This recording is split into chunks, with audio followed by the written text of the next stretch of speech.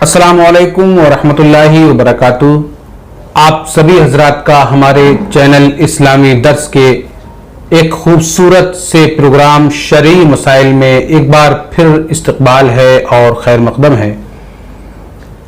आप लोगों का बहुत बहुत शुक्रिया। हमारे इस प्रोग्राम को आप बहुत सराहते हैं और मैं उम्मीद भी करता हूं और रिक्वेस्ट भी करता हूं कि इस प्रोग्राम को ज़्यादा से ज़्यादा अपने व्हाट्सएप या फेसबुक या मोबाइल से शेयर किया कीजिए ताकि आप लोगों के ज़रिए और बहुत सारे लोगों की मालूमात में इजाफा हो। अल्लाह तबारक व तआला हमें इस खिदमत का बेहतरीन सिला अता फरमाए। आज की इस नशिस्त में सबसे पहला सवाल मुफ्ती साहब की खिदमत में अर्ज है। बड़ा दिलचस्प सवाल है। पूछ रहे हैं कि मैंने एक तकरीर में एक आलिम साहब की ज़बान से सुना, प्रोग्राम में वो कह रहे थे कि माँ और बाप दोनों को अपने बच्चे को नहीं मारना चाहिए, किसी गलती पर या किसी भी तरह की उनकी हरकत पर नहीं मारना चाहिए। हाँ, उस्ताद अपने शागिर्द को मार सकता है। वो भी लिख रहे हैं कि 1, 2 और 3 थप्पड़, डंडे से वो अपने शागिर्द को मार नहीं सकता, सिर्फ हाथ से मार सकता है। तो वो कंफ्यूज है कि इस ताल्लुक से शरीयत का क्या हुक्म है कि माँ बाप को या उस्ताद को बच्चे को मारना चाहिए या नहीं मारना चाहिए। शरीयत का हुक्म वो जानना चाहते हैं।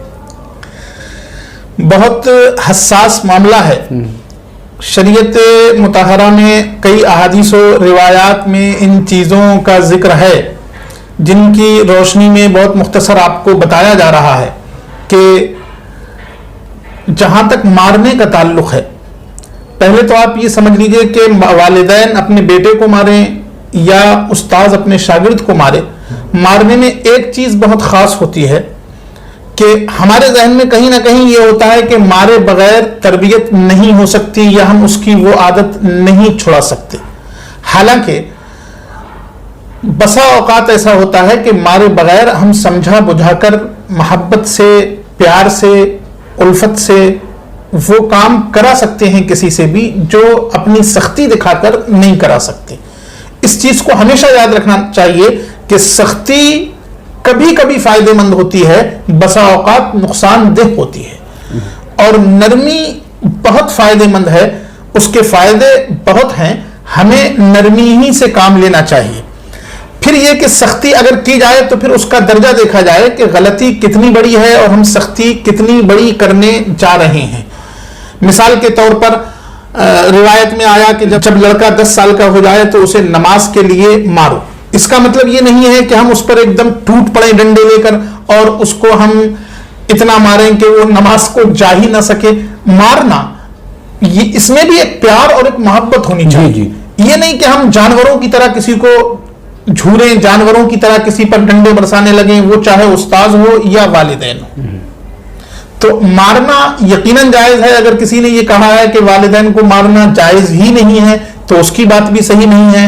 मारना यकीनन जायज है, लेकिन उतना ही मारा जाए जितनी गलती हुई है, इसलिए कि आपसे भी ये पूछा जाएगा, आपसे भी मुआखजा किया जाएगा क़यामत के दिन कि आपने कम गलती पर ज्यादा क्यों मारा। इसलिए हुक्म यह है कि आप मार सकते हैं, लेकिन उतना ही जितनी बड़ी गलती है, बहुत ज्यादा नहीं। लिहाजा जहां तक हो सके मोहब्बत और उल्फत से काम चलाया जाए, समझा बुझाकर काम चलाया जाए। कुरान ने इसी का हुक्म दिया है, समझाते बुझाते रहिए, क्योंकि समझाना मोमिनीन को मुफीद हुआ करता है, इसके अपने फायदे हुआ करते हैं। जहां तक हो सके वो हमारी औलाद हो या हमारा शागिर्द हो, हम समझा बुझाकर काम निकालें, समझा बुझाकर ही उसके जहन तक अपनी बात पहुंचाएं और जिस चीज का हम उसको आदी बनाना चाहते हैं उस चीज का आदी बनाएं। ये नहीं कि हमने 15 साल तक तो कुछ नहीं किया उससे नमाज के ताल्लुक से, अब 15 साल का जब वो हो गया अब उस पर एकदम टूट पड़े, ये गलत तरीके हैं। इसी तरह हम उन बातों पर तो चिरागपा नहीं होते, हमें उन बातों पर गुस्सा नहीं आता जिनको शरीयत मुतहरा ने हराम करार दे दिया है। लेकिन अगर हमारी मर्जी के खिलाफ हमारा बच्चा कुछ कर जाए, अगरचे वो चीज जायज ही हो, तो हमें बहुत ज्यादा गुस्सा आता है और हमारा पारा आसमान छूने लगता है یہ غلط طریقے ہیں. والدین کو بھی اساتذہ کو بھی تربیت میں ہمیشہ ان چیزوں کا خیال رکھنا چاہیے کہ نرمی میں فائدے ہیں، سختی میں اتنے فائدے نہیں ہیں، لہذا ضرورت پڑنے پر بقدر ضرورت سختی کی جائے، مارا جائے، بس اس سے زیادہ نہیں. یہی ہے حکم جو بتایا گیا. بہت خوب. ہمیں امید ہے کہ آپ اپنے جواب سے مطمئن ہو گئے ہوں گے. مفتی صاحب نے بڑے اچھے طریقے سے اور بڑی وضاحت کے ساتھ آپ کو سمجھانے کی کوشش کی ہے. ایک سوال اور ہے مفتی صاحب. ہمارے بڑے عزیز محمد اکرم خان صاحب سید پور سے سوال کر رہے ہیں. بڑا دلچسپ سوال ہے. کیا کیجئے اس طرح کے معاملات دن رات ہمارے سامنے آتے ہیں، روزمرہ کی زندگی میں سامنے آتے ہیں، اور وہ تصویر صاف ہونا چاہیے. سوال یہ ہے کہ آج کل یہ رواج سا ہو گیا ہے، جنازے کی نماز کے بعد اہل سنت والجماعت میں اس کی نماز کے بعد، جنازے کی نماز کے بعد صلاۃ و سلام ضرور پڑھتے ہیں، اور اگر کوئی شخص منع کرتا ہے تو وہ لوگ اس پر وہابی ہونے کی تہمت مر دیتے ہیں یا لگا دیتے ہیں کہ یہ وہابی ہے اس لیے منع کر رہا ہے. اور ان کا پوچھنا یہ ہے کہ کچھ لوگ یہ کہتے ہیں کہ جنازے کی تدفین میں زیادہ دیری نہیں ہونا چاہیے، جلدی کرنا چاہیے. تو اس تعلق سے کیا حکم ہے؟ کیا صلاۃ و سلام پڑھنا ضروری ہے؟ جنہوں نے نہیں پڑھا وہ وہابی ہیں، یا پھر تدفین کرنے میں دیر کی جائے؟ کیا حکم کیا ہے اس تعلق سے؟ شریعت کا کیا حکم؟ دیکھیے، اس سلسلے میں بہت صاف ہے کہ شریعت مطہرہ میں جلدی کرنے کا حکم ہے. روایتوں میں مردے کی تدفین میں جلدی کرنے کا حکم دیا گیا ہے کہ جتنی جلد ہو سکے آپ مردے کو سپرد خاک کر دیں. ہاں، جتنا ضروری ہے، یعنی قبر کھودنے میں جو وقت لگے گا، کفنانے میں جو وقت لگے گا، غسل میں جو وقت لگے گا، وہ تو ضروری ہے، ظاہر ہے اس کا حکم ہے، تو اس کے بغیر ہم دفن کر ہی نہیں سکتے. تو وہ چیزیں جو تدفین کے لیے ضروری ہیں ان میں جو وقت لگ رہا ہے وہ تو لگنا ہی لگنا ہے. اس کے علاوہ بے وجہ تاخیر نہ کی جائے، اس لیے کہ اللہ کے رسول صلی اللہ تعالی علیہ وسلم نے ایک روایت میں حکم دیا ہے کہ مردوں کی تدفین میں جلدی کرو.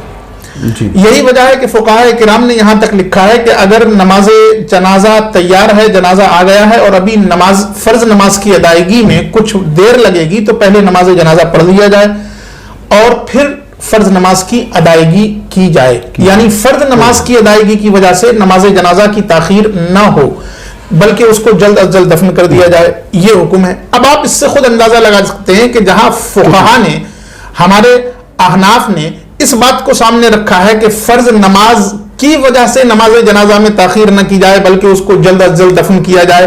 یہی نہیں بلکہ فقہاء نے یہاں تک لکھا کہ فرض نماز کی ادائیگی کے بعد جو نفلی کام ہیں، جو نوافل ہیں نماز، ان کو بھی فقہاء نے کہا کہ نہیں، ان کی وجہ سے بھی تاخیر نہیں ہونا چاہیے بلکہ جلد از جلد دفن کر دیا جائے، اس مردے کو سپرد خاک کیا جائے. اس لیے کہ اب اس کے بارے میں یہی حکم ہے کہ اسے جلد از جلد قبرستان پہنچایا جائے اور اسے قبر کے حوالے کر دیا جائے. لیکن اس کے باوجود پتہ نہیں کیسے ہم لوگوں کے اندر یہ چیز آ گئی ہے کہ ہم جنازے کو بھی ایک جلوس کی شکل دینا چاہتے ہیں اور اسے بھی ایک پروگرام کی شکل دینا چاہتے ہیں، جیسے کوئی فنکشن ہو، کسی چیز کا انعقاد کیا جا رہا ہو. جلد از جلد دفن کرنے کا حکم ہے. لہذا اس حکم کو دیکھتے ہوئے ہمیں سلام نہیں پڑھنا چاہیے بلکہ نماز جنازہ کے بعد جلد از جلد قبرستان لے جا کر اسے سپرد خاک کرنا چاہیے. فقہاء جب نوافل کو مکروہ لکھ رہے ہیں کہ نوافل کی وجہ سے نماز جنازہ میں تاخیر نہیں ہونا چاہیے، تو ظاہر ہے کہ سلام تو اس کے بعد کی چیز ہے. تو پھر اس کی وجہ سے ہرگز تدفین میں تاخیر نہ کی جائے، اور جہاں یہ رواج ڈالا گیا ہے وہ لوگ اس رواج کو ختم کریں. یہ بدعت ہے، بری بدعت ہے، اس سے الگ رہیں. اس سے پہلے بھی کئی بار بتایا جا چکا ہے کہ جہاں تک ہو سکے جلد از جلد دفن کریں، اور جہاں یہ رواج ہے اس کو ختم کیا جائے. جو لوگ قریبی ہوتے ہیں، عزیز ہوتے ہیں، رشتہ دار ہوتے ہیں، وہ خود آگے بڑھ کر کہتے ہیں کہ نہیں، سلام ابھی نہیں ہوگا، بلکہ ہم جلد از جلد اس کو سپرد خاک کرنا چاہتے ہیں۔ آپ کو اگر پڑھنا ہی ہے تو چلتے چلتے آپ کلمہ پڑھیے، سلام پڑھیے، جو بھی پڑھیے، لیکن یہاں کھڑے ہو کر تاخیر کرنا اور سلام پڑھتے رہنا یہ ابھی ہم نہیں کروا سکیں گے۔ اور یہ کہنا کہ جو سلام نہیں پڑھ رہا ہے وہ غلطی پر ہے یا وہ فلاں فرقے کا ہو گیا ہے، یہ اس سے زیادہ غلط ہے۔ اولاً ہم کسی چیز کا رواج ڈالتے ہیں یہ دیکھے بغیر کہ وہ چیز اچھی ہے یا نہیں ہے، اور پھر اس کی مخالفت پر ہم احکام گڑھنے لگتے ہیں۔ ہرگز سلام نہیں پڑھنا چاہیے، بلکہ جلد از جلد مردے کو سپرد خاک کر دیا جائے۔ جن علاقوں میں یہ رواج ہے وہ بھی اس رواج کو ختم کریں۔ اور اس سے بھی بڑھ کر بات یہ کہ کچھ علاقوں میں جنازہ رکھ کر نماز جنازہ کے بعد باقاعدہ نعت و مناقب کا سلسلہ چلتا ہے اور پھر سلام ہوتا ہے۔ یہ تمام بدعتیں یقیناً غیر مناسب ہیں، غلط ہیں۔ انہیں ختم کر کے اس چیز کو ذہن میں بٹھائیے کہ روح پرواز کرنے کے بعد ہمیں تدفین کرنے کا حکم ہے، اور تدفین میں جلدی کرنے کا حکم ہے کہ جتنی جلد ہو سکے ہم اس کو تیار کر کے قبرستان تک پہنچا دیں اور قبر کے حوالے کر دیں، تاکہ وہ اپنی جگہ پہنچ جائے اور ہم اپنی جگہ پہنچ جائیں۔ یہ ہمیں حکم دیا گیا ہے۔ لہذا اس طرح کے رواج یا اس طرح کی باتیں کہ جو نہیں پڑھ رہا ہے وہ غلط ہے، ہرگز ہرگز نہیں چاہیے، غیر مناسب ہیں، غلط ہیں۔ نماز جنازہ کے فوراً بعد چارپائی اٹھا کر قبرستان پہنچے۔ اللہ تبارک و تعالی ہم سب کو توفیق نصیب فرمائے۔ جی جی مفتی صاحب، بہت اچھی طرح سے آپ نے سمجھایا ہے اس مسئلے کو، اور یہ مسئلہ بہت زیادہ سامنے بھی آتا ہے۔ اکرم صاحب آپ بے فکر رہیے، کسی کے وہابی کہنے سے آپ وہابی نہیں ہوں گے۔ آپ اپنا عقیدہ اور نیت صحیح اور اچھی رکھیے، بہتر رکھیے۔ کہنے کا مقصد مفتی صاحب کا یہ ہے کہ روح پرواز ہونے کے بعد آدمی کے تدفین کے لیے یعنی دفن کے لیے جلدی کرنا چاہیے، کنہیں حالات میں، چاہے وہ کوئی بھی حالات ہو، صلاۃ و سلام ہو یا کوئی اور حالات ہو، اس کو یہ نظر میں رکھنا چاہیے کہ ہمیں دفن اس مردے کو جلد ہی کرنا ہے۔ اور کاندھے پر میت کو اٹھانے کے بعد نماز جنازہ کے بعد اگر کوئی پڑھنا چاہے تو صلاۃ و سلام، درود شریف یا کلمہ طیبہ وہ اس کے پیچھے چلتے وقت پڑھ سکتا ہے آرام سے۔ جہاں یہ رواج قائم ہے کہ اس کو صرف صلاۃ و سلام، نعت و منقبت یا پورے میلاد شریف کرنے کے لیے میت کو روکا جائے، وہ رواج مناسب نہیں ہے۔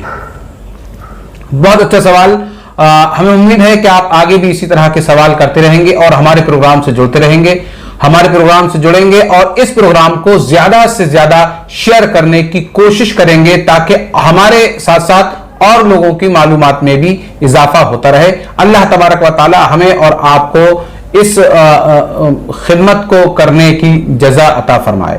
السلام علیکم ورحمۃ اللہ وبرکاتہ۔ اللہ حافظ۔